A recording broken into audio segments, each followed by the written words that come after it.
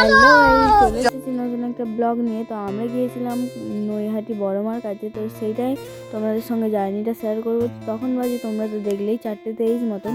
তখন আমরা আমাদের বাড়ি থেকে অটো করে আমাদের বাগনান স্টেশনে চলে আসি।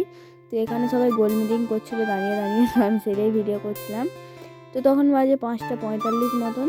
তো দেখো তারপরে একটা মালগাড়ি যাচ্ছিলো, আমি তোমাদের সাথে সেইটাই শেয়ার করছিলাম, মানে আমি ভিডিওটাও করছিলাম, ট্রেনটাও আসছিলো তাই জন্য। তো দেখো তারপরে আমার ভাগ্নি জানলা দাঁড়িয়ে দাঁড়িয়ে ওই যে দৃশ্যটা দেখছিল, সেটা আমার দিদি টুক করে ভিডিও করে নিচ্ছিল।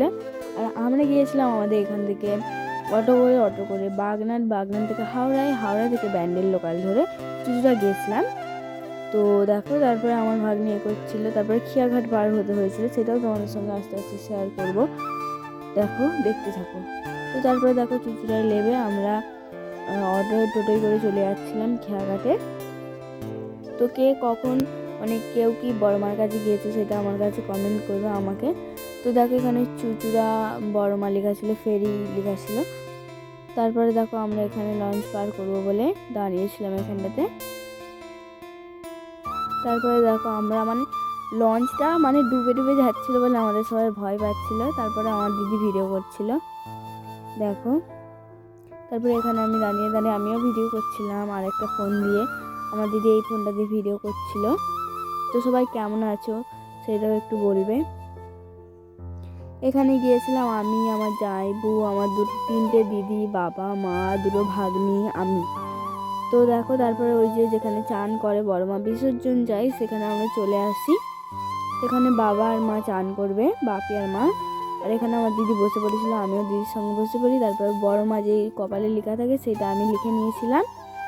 তো দেখো আমাদের বাড়ির যে গেছিলো তারা সবাই লিখে নিয়েছিল বড়মা। তারপরে এত লাইন, বুধবারে এত লাইন যে কি বলবো, তাহলে শনিবার আর মঙ্গলবার না জানি কি হয়। আমরা গিয়েছিলাম বুধবারে, তো খুব লাইন, এত লাইন যে বলার মতো নয়। তারপরে এখানে অনেক মূর্তি আর দেখছিলাম। তারপরে এইটা হচ্ছে আসামের খেজুর গাছ, সারি সুপারি গাছ। তো তারপরে ফাইনালি আমরা মায়ের কাছে, মায়ের মন্দিরে পৌঁছে যাই। আমরা এই জীবনে ফার্স্ট কোথাও গিয়েছিলাম, তাও আবার বড়মার মন্দিরে। দেখেই পুরো মুখটা জুড়িয়ে যাচ্ছিলো, পুরো প্রাণটা জুড়িয়ে যাচ্ছিলো। এখানে দেখো আমরা কোনোদিন যাইনি, তাই জন্য এত ফুল মালা শাড়ি তো দেখতে পাচ্ছিলাম। বড়মাকে দেখে সত্যি আমরা সবাই মুগ্ধ হয়ে গিয়েছিলাম। তো দেখো তারপরে তো আমাদের কিছু ছবি তোমাদের সঙ্গে শেয়ার করছি। দেখো আমার দিদিরা, ভাগ্নি, বাবা মা, ভাগ্নি, তারপরে আমি, দেখো এরকম ছবিগুলো তোমাদের সাথে শেয়ার করলাম। তো দেখা হচ্ছে নেক্সট কোনো মিনি ব্লগ নিয়ে। আজকের জন্য টাটা।